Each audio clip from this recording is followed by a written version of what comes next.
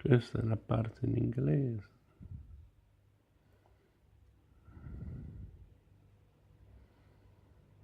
Ancora inglese.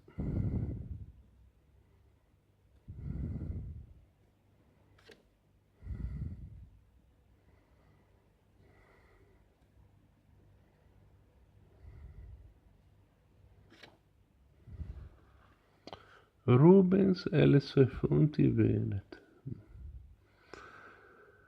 Rubens fondò una parte determinante della sua cultura visiva su testi della pittura del passato delle Venezie, dal Mantegna a Giovanni Bellini, dal Pordenone a Tiziano, dal Tintoretto a Paolo Veronese e altri, studiandoli a Venezia, a Treviso, a Mantova, a Roma, in Spagna, negli 8 anni decisivi per la formazione del suo linguaggio barocco che corrono fra l'estate del 1600 e l'autunno del 1608 e coincidono con il soggiorno in Italia arricchito dall'esperienza del primo viaggio alla corte reale di Spagna fra il 1601 e il 1603. Il quesito se Rubens abbia soggiornato a Venezia appena giunto in Italia può apparire un falso problema. A Mantova, dove nelle raccolte dei Gonzaga non mancavano dipinti dei maestri veneti del Cinquecento, Rubens ebbe modo di approfondire la conoscenza.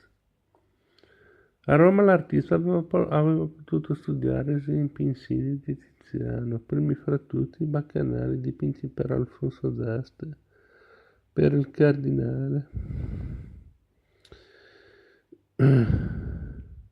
che il cardinale Pietro Aldobrandini aveva portato a Roma da Ferrara nel 1598. Credo di avere già avuto modo di dimostrare che un primo soggiorno di Rubens a Venezia si possa adattare precocemente e comunque non oltre l'andata in Spagna nella primavera del 1603. Un tale soggiorno, piuttosto che documentato, è attestato da una prova incontrovertibile. Quel primo soggiorno spagnolo non era un viaggio di studio, ma alla corte di Filippo III, nei palazzi reali, all'Escorial e altrove, non mancarono di certo a Rubens le possibilità di vedere più opere di Tiziano che in Venezia medesima. Lo attesta il pittore stesso quando descrive: non essendo il buono ignorato del duca di Lerma, per singolar suo diletto e pratica di veder quotidianamente tante cose bellissime del Tiziano e Raffaello, e t'altri che mi hanno fatto stupire, in qualità e quantità in casa del re ed in Escuriale e t'altrove.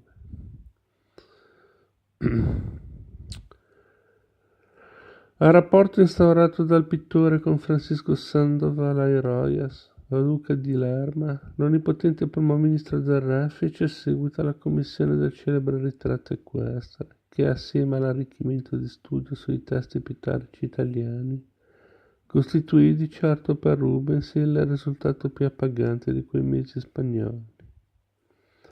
Il ritratto del duca di Lerma, ora al Prado, compiuto prima del 23 novembre 1603, è il primo imponente capolavoro che ci sia noto della ritrattistica rubensiana e un testo di eccezionale importanza storica perché reca con sé la prova che l'artista aveva allora già visto le monumentali porte dell'armadio degli argenti di Giovanni Antonio da Pordenone nella chiesa veneziana di San Rocco. In particolare l'anta con San Martino il Povero, dalla quale il ritratto del duca di Lerma senza ombra di dubbio desume. Della poderosa impostazione di masse e volumi delle figure del cavallo e del cavaliere nello spazio a opera del caposcuola friulano, Rubens coglie con decisione ogni potenzialità implicita, quanta saldezza strutturale e robusta articolazione di nessi sulla base di potenti e drammatici contrasti chiaroscurali, di ombra e di luce. capaci di suggerire il movimento delle figure del gruppo equestre fendono il campo, otticamente proiettandosi oltre il limite virtuale del medesimo. L'alone di numbiplumbe che conferisce alla luce fredda dell'ambiente, la frontalità e l'allungamento delle figure sono altrettanti elementi donde risulta un esito di grande efficacia espressiva.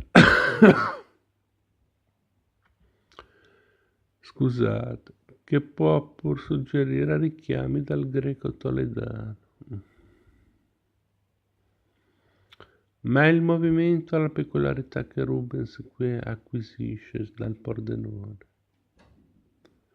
e sarà una componente fondamentale per la pittura barocca e per la sua arte in particolare. Durante il suo soggiorno di studio nelle Venezie, Rubens appuntò la sua attenzione sul Pordenone più volte. Lo splendido disegno acquarellato del Louvre numero 1065 documenta l'appassionato studio sul cattino absidale a fresco della cappella Malchiostro del Duomo di Treviso, raffigurante l'apoteosi del vescovo Bernardo de Rossi in armi di gladiatore.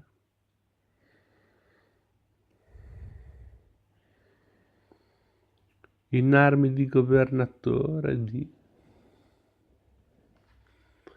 di Roma, il cosiddetto Augusto e la Sibilla.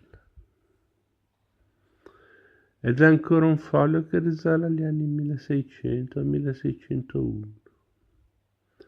Di nuovo sul tema del ritratto equestre, quando la potenzialità dinamica implicita nel ritratto del duca di Lerma diviene nella pittura di Rubens movimento innato e sarà di là qualche anno a Genova.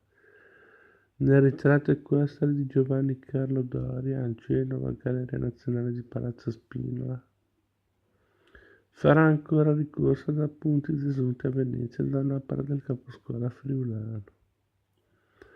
Il movimento con il quale il cavallo taglia diagonalmente allo spazio, il suo impennarsi, la tensione drammatica che è in tutto ciò e che è pur propria di Rubens, hanno la loro matrice nell'affresco con Marco Curzio che il pittore aveva visto sulla facciata del Palazzo d'Anna sul Canal Grande a San Benedetto a Venezia.